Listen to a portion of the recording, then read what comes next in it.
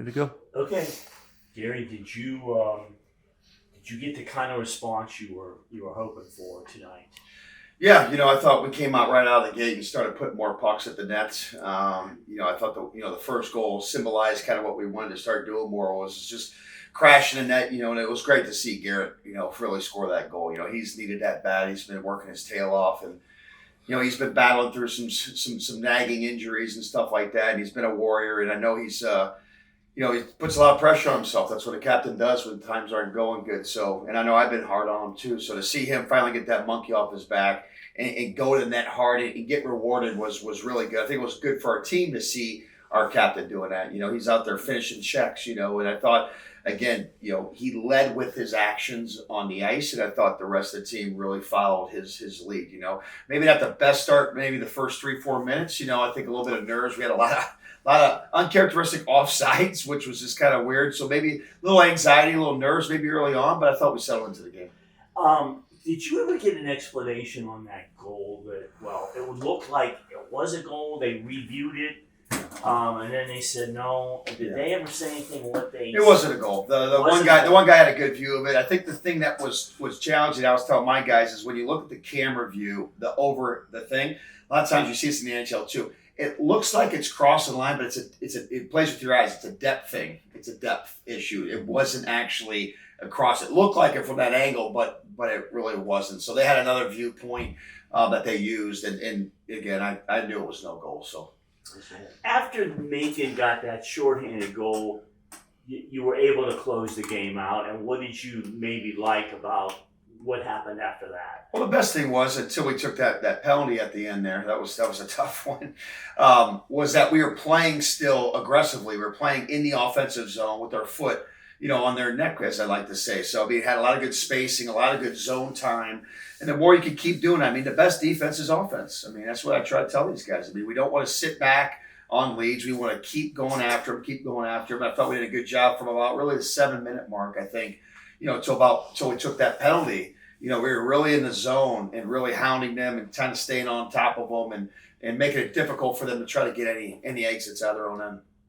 Malik had one of the highlights of the game, obviously that goal he had. Just would you see there? He was able to beat the goaltender to the puck, and then make the nice move, just kind of tap it into an empty net. Yeah, it was. Again, he's one of the fastest guys in the league, and it was a good anticipation read on his part. He read the chip that was happening, and he just beat the goalie to it.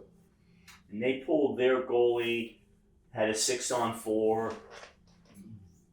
If I'm not mistaken, they didn't get a shot. You guys didn't give them any chance, and then obviously Leitner's goal sealed it, but you did not let them set up. That was, I thought. Yeah, well, I think maybe initially when they first won a draw, I think we got a shot block, and then we got a good bounce where the puck went out of the zone. The main thing is Garrett and Widmar did a great job on a PK forecheck in our D with really holding the blue line. We just didn't let them get the line. So a lot of times that's the whole thing, whether you're down 5-on-4 or you're down 6-on-4, is you want to make it difficult for them to get into the zone with easy carry and entries, and you want to force them to have to dump it in or do something uncomfortable. And Widmar had some great stick on puck details, and so did Garrett, where we actually turned their forwards over, and that was huge. Nice scene after the game ended. The former players came out, some families.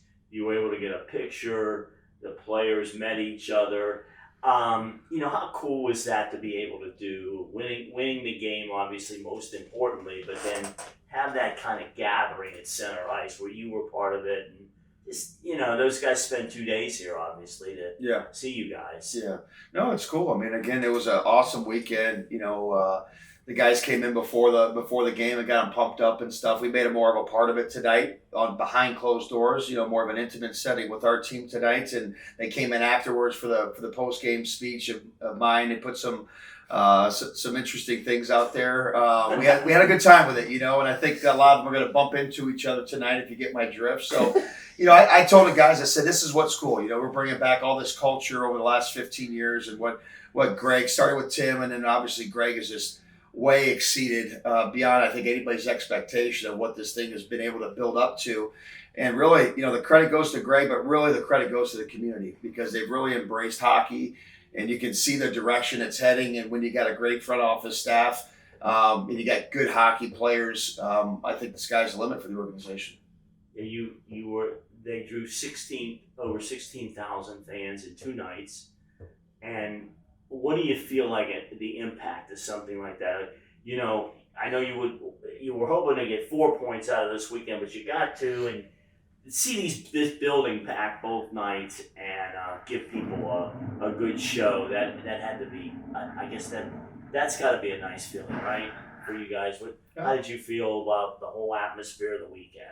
Well, I mean, it was rocking. I mean, it was exciting. Obviously, we couldn't blow the lid off it last night. I mean, you never want to be, you don't want to get shut out on Teddy Bear Toss night, and you don't want to get shut out in front of 8,000 fans. So, fortunately, that happened. And so, again, we talked about last night, right, in the post game. It was disappointing for the guys because we outplayed Birmingham the majority of the game, just couldn't score. And that's the thing with this season. We just had some weird nights where it seems like if we defend really, really well, we can't score. If we can score, all of a sudden we can't defend. Just these phases of the game, they have to connect. And when we've been on this slide a little bit as of late, that's been the issue, right? So we just got to get things to connect better.